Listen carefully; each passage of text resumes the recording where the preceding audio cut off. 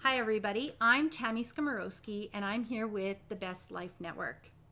Are you feeling like your relationships are not what you want them to be? Are you feeling stuck or dissatisfied?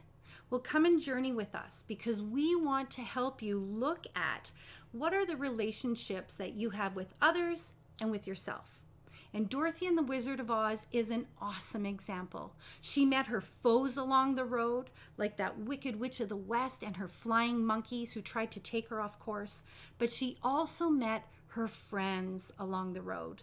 She met Glynis the Good Witch, the Scarecrow, the Tin Man, the Lion. These all represent people who might be in your life, but they also can represent parts of ourself. The way that we can be our own worst enemy and take ourselves off course, but we can also be our own best friend.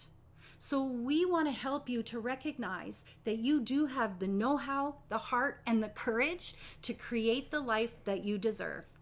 So come and journey with us at You Venture, the Hero's Journey. That's your journey. There will be a brand new